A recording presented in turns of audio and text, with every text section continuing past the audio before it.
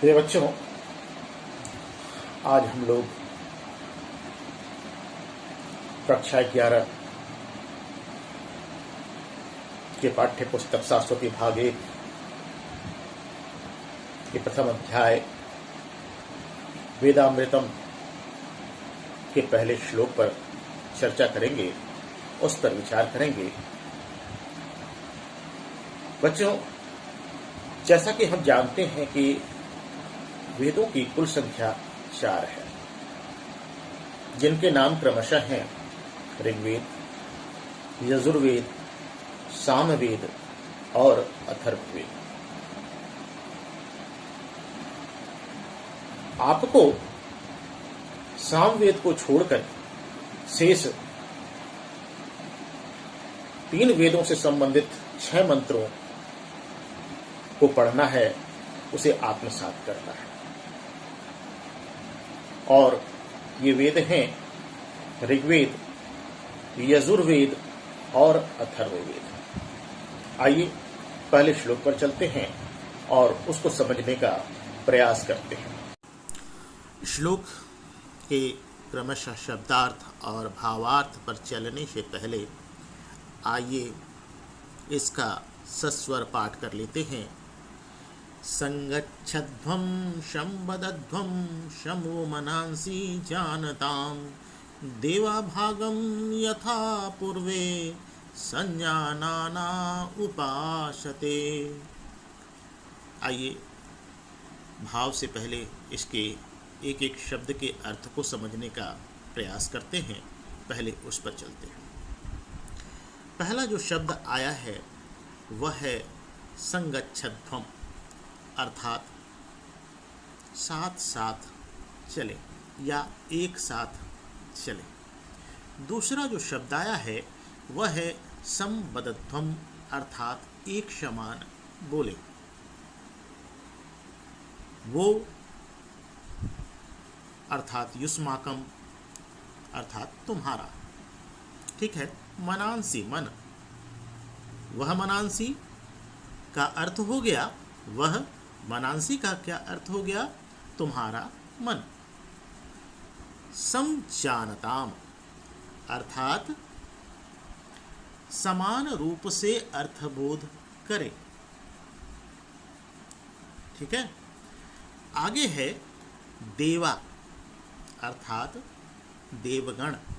भागम, भाग को। यथा, जिस प्रकार। पूर्वे, पूर्व में या पूर्व काल में। संज्ञानाना, अर्थात एक मत होकर। उपासते, ग्रहण करते हैं, स्वीकार करते हैं। आइए एक बार फिर से इसके शब्दार्थ को समझते हैं। संगच्छध्वं, अर्थात साथ साथ चले या एक साथ चले। शंबद्धध्वं, अर्थात एक समान बोले या एक साथ बोले या साथ साथ बोले। वो का अर्थ हो गया युष्माकम, अर्थात तुम्हारा। मनांसी यानी मन। वह मनांसी का क्या अर्थ हो गया कि तुम्हारा मन। सम जानताम, शम जानताम क्या मतलब हो गया? समान रूप से अर्थबोध करें। देवा, देवगण। भागम, भाग को। यथा, जिस प्रकार। पूर्वे, पूर्व काल में। संज्ञानाना, अर्थात एक मत होकर। उपासते, ग्रहण करते हैं या स्वीकार करते हैं। आइए अब इसके भाव को समझने का प्रयास करते हैं। क्या मतलब है निकलता है इस श्लोक का, इस मंत्र का। ऋग्वेद का यह जो मंत्र है, ठीक है, उसका क्या भाव है उस पर चलते हैं, उसको समझने का प्रयास करते हैं। संगच्छध्वं, हम सब क्या करें? एक साथ चलें। ठीक है। एक समान बोले। तुम्हारा मन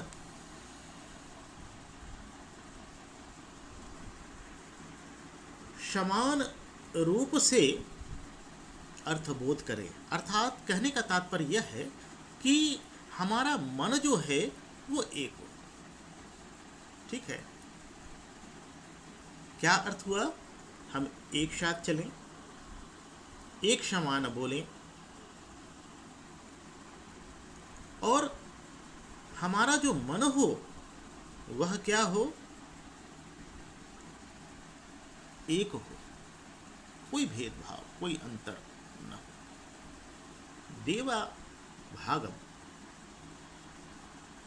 यथा पूर्वे संजानाना उपासते। क्या अर्थ है इसके बाद वाली पंक्ति का?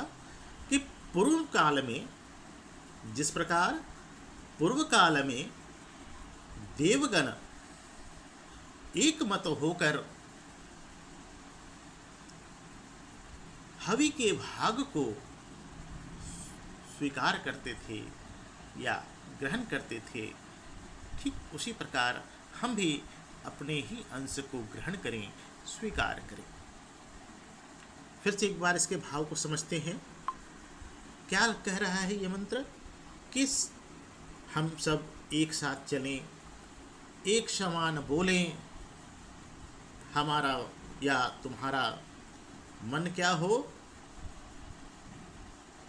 तो समान रूप से अर्थबोध करे, यानी हमारा मन भी एक हो। ठीक है, जिस प्रकार पूर्व काल में देवगण हवि के भाग को जो है एक मत से ग्रहण करते थे या स्वीकार करते थे, ठीक उसी प्रकार हमें भी अपना ही अंश स्वीकार करना है। बच्चों, आज के समय में काफ़ी हमारे मन में भेदभाव आ गया है। ऐसा नहीं होना चाहिए। हमारे जो पूर्वज थे वो जिस प्रकार का आचरण करते थे उसी प्रकार का आचरण हमें भी करना है। यही इस मंत्र का, इस श्लोक का अर्थ है, भाव है। इसलिए कहा कि हम लोग क्या करें? कह रहा है कि हम लोग भी अपने पूर्वजों की भांति क्या करें? एक समान चलें, साथ साथ चलें, एक समान बोलें, हमारे मन में किसी प्रकार का भेदभाव नहीं हो, यानी हमारा मन भी एक हो। ठीक है, ठीक है। और क्या कह रहा है? जिस प्रकार देवगण जो थे वो अपने ही हवि के अंश को, जो इतना उनका अंश होता था उतना ही अंश वो स्वीकार करते थे, ठीक उसी प्रकार हमें भी उतना ही अंश स्वीकार करना है। किसी प्रकार का कोई मतभेद नहीं रखना है, किसी प्रकार का कोई भेदभाव नहीं रखना है।